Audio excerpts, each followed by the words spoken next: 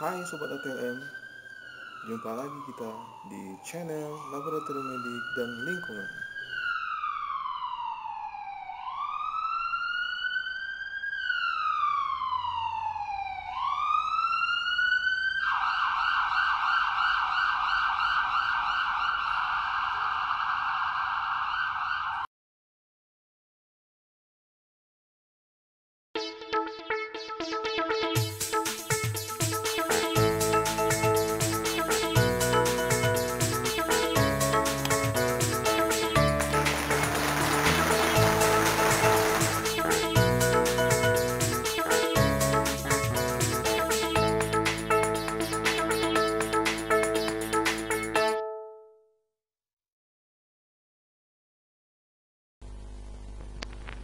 Oke, kali ini kita akan membahas tentang bagaimana sih pelaksanaan atau pemeriksaan rapid test antibody untuk SARS-CoV-2 dengan metode immunokromatografi itu. Ayo kita cek bersama.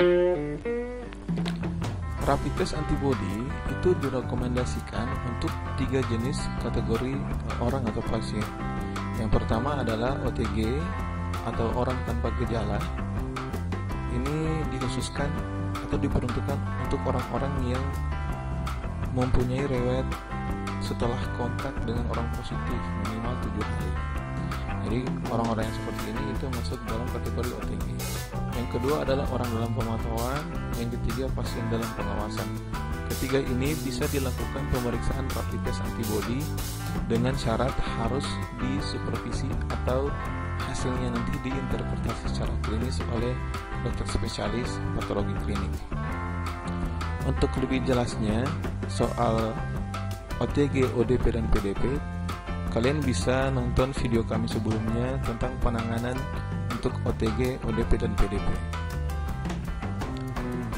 Pemeriksaan rapid test antibody haruslah syarat menggunakan APD, alat pelindung diri.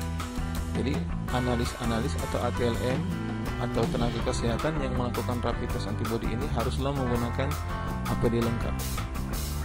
Contohnya APD yang harus digunakan jas laboratorium atau baju hazmat boleh, menggunakan masker bedah atau N95, handscoon atau sarung tangan, dan juga disarankan menggunakan Google atau face shield ya, untuk melindungi mata dan muka. Dan juga harus menyediakan tempat sampah infeksius untuk meletakkan atau membuang sisa-sisa dari material-material yang telah digunakan. Nah, untuk pengambilan darah untuk sampel pemeriksaan RDT ini itu harus menggunakan tabung vakum dengan prinsip closed system, yakni nanti darah diambil dari pembuluh darah vena di sekitar lengan. Nanti darahnya akan secara langsung dialirkan ke dalam tabung vakum. Seperti apa cara pengambilannya? Ayo kita cek bersama. Welcome back to Medical Laboratory Technologies videos. Today friends, I will tell you about that how to take the blood by using vacutainer. Actually there are two type systems to take the blood, open system and closed system. Open system means you will use the syringes either 3 ml, 5 ml depending on the availability, and closed system means you will use the vacutainers. The first I show you that is vacutainer adapter. With that adapter there is vacutainer needle. There are two types of vacutainers available, commonly using green color and black color. There is a difference of needle. Green color means 21 gauge and black color means 23 gauge. I already made open system video that how you can take blood with syringes. That video, if you not see, that link is available in that video detail. From there you can click and you can watch that video also. And then you have to insert this needle into the adapter. After that you tie the tourniquet of the patient and make him ready for sampling. Clean the area with alcohol swab and find out the vein, and again you clean the area. After that don't touch the cleaned area, that is you clean with alcohol swab or spirit. Then insert the vacutainer needle that already inserted in the adapter. After that insert that needle into the vein and take the tubes whatever you need and how much sample you need. Just you have to push the tube into the needle, vacutainer needle, and automatically blood will flow. Benefit of vacutainer method is that if you need more test or if more than 2-3 vials need, then it's better to use vacutainer needle, and this is more safe method also than the open system syringes method. It is little bit expensive, but it is more safe method to use, and if you need especially more quantity of blood, then instead of pricking patient 2-3 times, it's better to insert one needle only one time, and you can get how many samples you need, you can get. So like this way you can take the samples according to your requirement. After taking sample, you open the tourniquet of the patient and slowly remove the sample tube, and after that you can remove the vacutainer needle. Dispose the needle and adapter you can dispose in your yellow waste, and that needle you have to dispose especially in yellow containers. After that, put the sticker, remove the cotton, when the blood you are sure stop, and put the sticker on the area.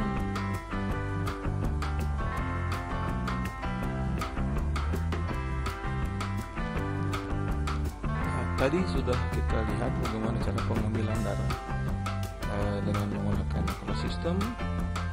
Nanti darah yang telah diambil tadi itu akan disesuaikan dengan bawaan dari kit RDT yang kita gunakan. Nah, untuk RDT yang digunakan saat ini, rapid yang digunakan saat ini itu biasanya bisa menggunakan 3 jenis sampel. Yang pertama adalah whole blood, yang kedua serum atau plasma, yang ketiga adalah kapiler.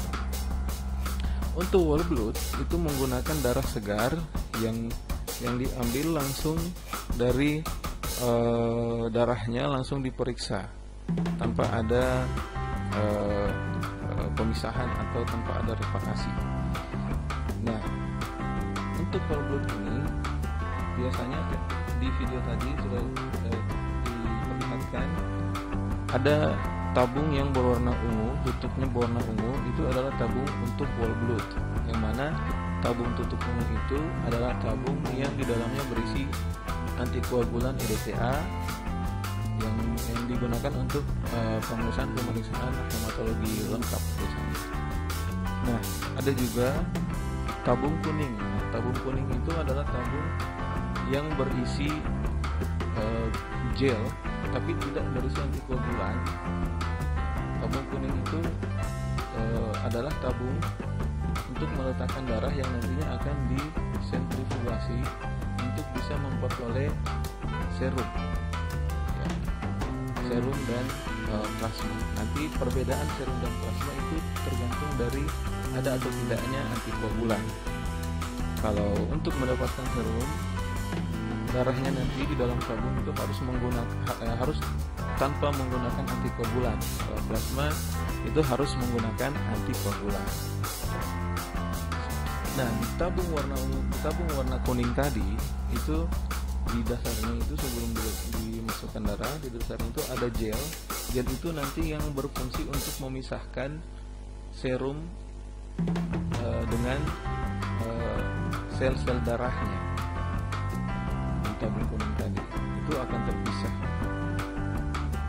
Nanti si serum itu akan berada, si plasma itu akan berada di atas, sedangkan si sel-selnya akan berada di bawah. Nah, proses untuk memperoleh serum atau plasma itu akan dilakukan sentrifugasi atau sentrifuge. Sentrifuge ini harus dilakukan dengan sangat hati-hati, dengan tingkat waspada, terutama ketika proses sentrifugasi.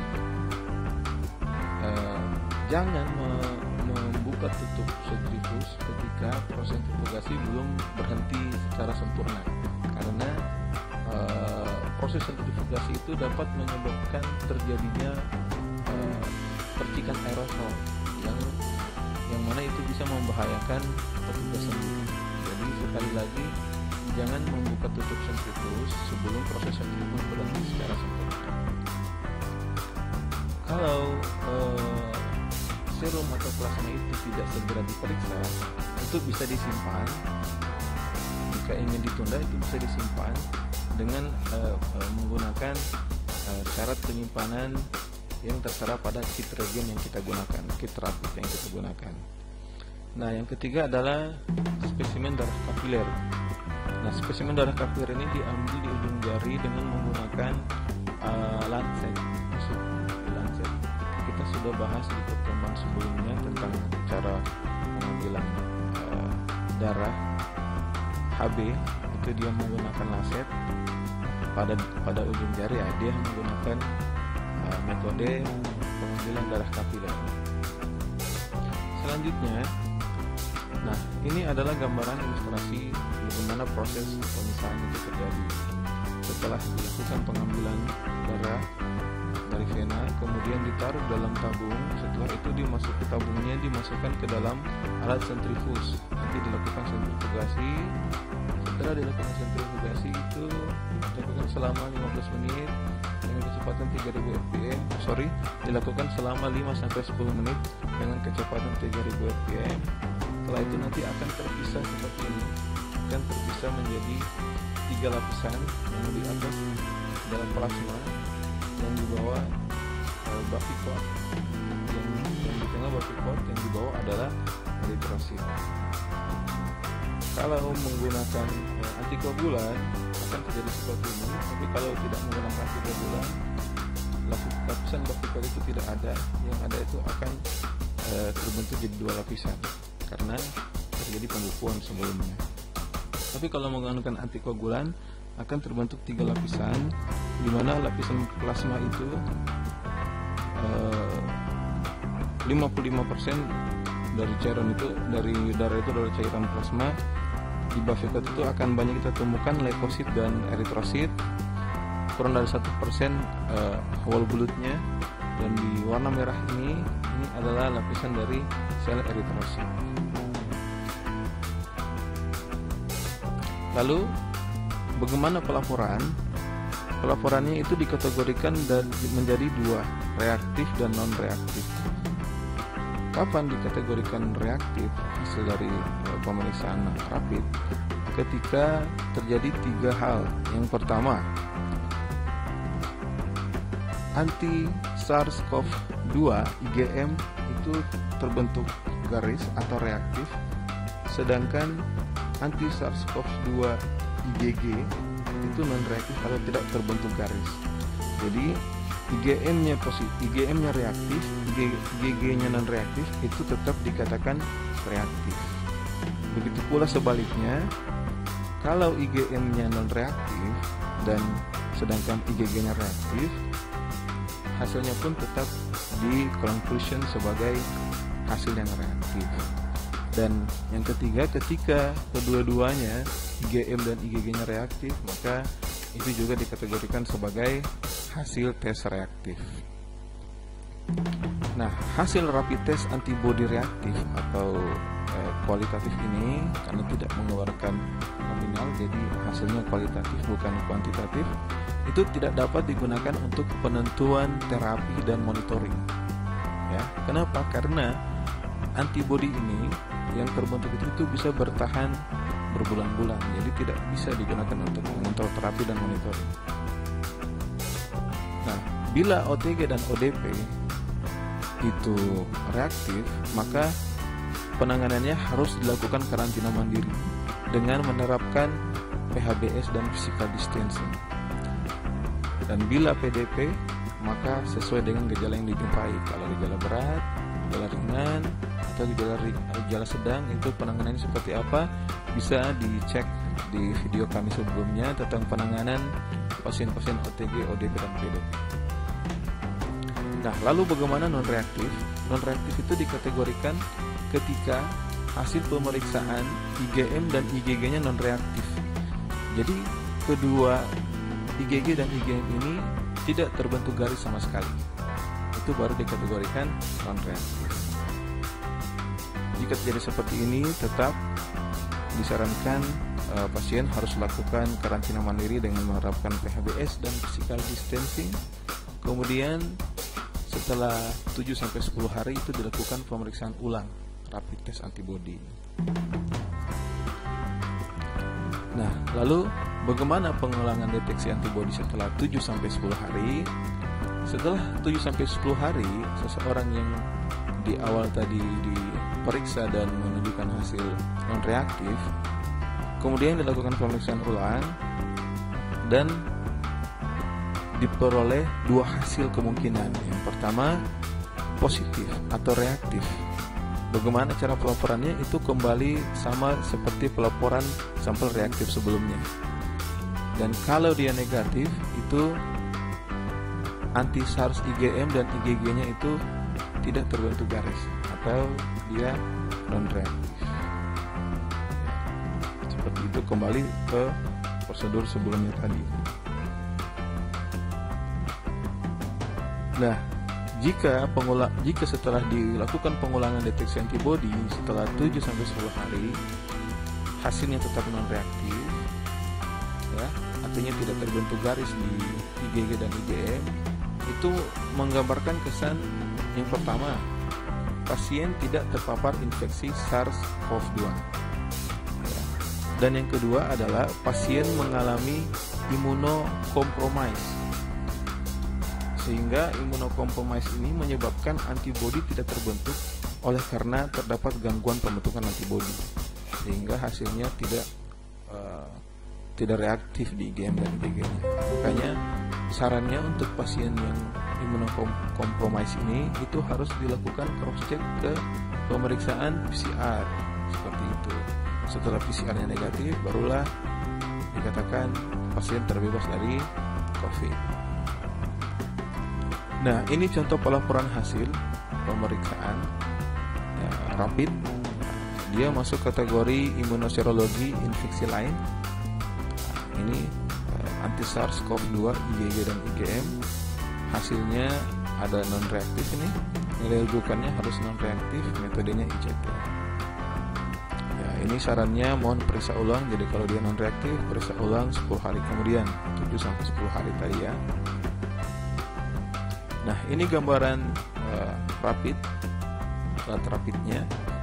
Di alat rapid ini ada dua daerah pembacaan, yakni kontrol dan tes.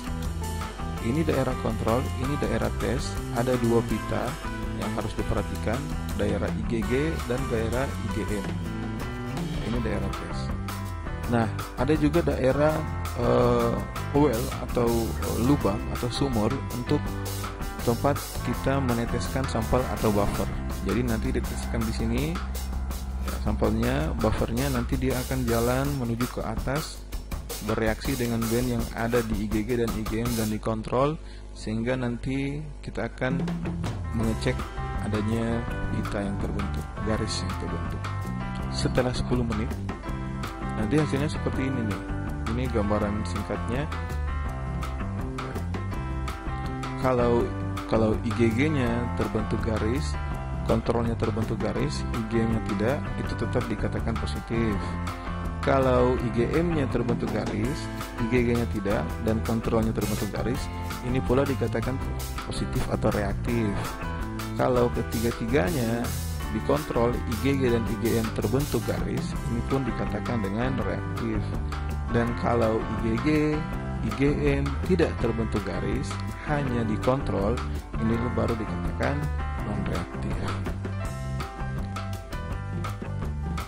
Nah, ini ringkasan pemeriksaan pertama kali untuk COVID-SARS, anti-SARS-CoV-2, IgM dan IgG. Kalau dia positif dua-duanya, interpretasinya reaktif. Kalau hanya IgM yang positif, IgG-nya negatif, tetap dikatakan reaktif. Begitu pula sebaliknya, IgM-nya negatif, IgG-nya positif, tetap dikatakan reaktif. Jika kedua-duanya negatif, tidak ada garis, dikatakan non-reaktif. Nah, Ini sarannya masing-masing beserta gejala-gejalanya. Nah, ini untuk pengulangan. Tadi untuk pemeriksaan awal, ini untuk pengulangan. Nah, ini kesannya, ini penanganannya sesuai dengan gejala. Nah, ini adalah alur pemeriksaan rapid test SARS-CoV-2 yang diusulkan oleh PDS Patlin, Persatuan Dokter Spesialis atau di klinik seluruh Indonesia. Jadi pasien yang perlu di screening atau pemeriksaan COVID itu dilakukan pemeriksaan oleh dokter. Setelah itu penentuan orang kontak erat risiko tinggi, rendah, atau orang dalam pemantauan. Kedua kategori ini diusulkan untuk dilakukan permintaan pemeriksaan rapid test oleh dokter. Nah, pemeriksaan rapid test ini ada dua jenis, ada rapid test antigen, ada pula rapid test antibody. Nah, sekarang di seluruh Indonesia yang ada itu rapid test antibody. Sedangkan rapid test antigen itu sampelnya adalah swab. Kalau rapid test antibody sampelnya adalah darah. Ya, kita lihat coba yang rapid test antibody. Kalau hasil positif atau reaktif, pasiennya harus dirujuk ke rumah sakit rujukan untuk pemeriksaan PCR. Kalau dia non reaktif, pasien di karantina mandiri, lakukan PHBS dan physical distancing atau social distancing. Kemudian disarankan melakukan pemeriksaan ulang rapid test antibody di hari ke-7 atau hari ke-10 sampai hari ke-10. Jika hasil pemeriksaan ulangnya itu positif atau reaktif, maka pasien tersebut harus dirujuk ke rumah sakit rujukan dan dilakukan konfirmasi dengan pemeriksaan PCR. Jika hasilnya negatif, barulah pasien tersebut dianggap tidak terinfeksi. Ya, seperti ini alur pemeriksaan rapid test untuk SARS-CoV-2. Selanjutnya, untuk pemeriksaan rapid test antigen, tadi itu pemeriksaan rapid test antibody. Nah, untuk pemeriksaan rapid test antigen itu memerlukan biosafety cabinet level 2. Nah, karena memang harus dalam kewaspadaan dan kehati-hatian yang sangat tinggi. Ini salah satu gambaran contoh BSC level 2. Coba kita lihat, ini adalah video bagaimana pemeriksaan rapid test IgM dan IgG untuk COVID-19.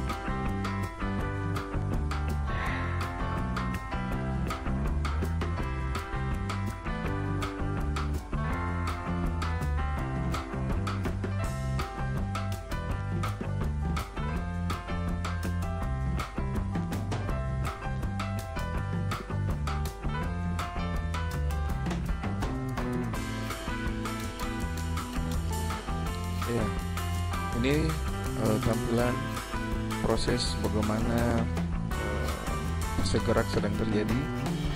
Inilah yang mengategorikan bahwa metode ini adalah metode dengan prinsip imunokromatografi. Nah, ini daerah kontrol, ini daerah tes IgG dan IgM. Kalau kita lihat hasilnya, daerah kontrol terbentuk garis, sedangkan di IgM dan IgG tidak. Jadi kalau seperti itu berarti pasiennya adalah negatif. Terakhir, sisa sampel, sisa material itu dibuang ke tempat sampah infeksius.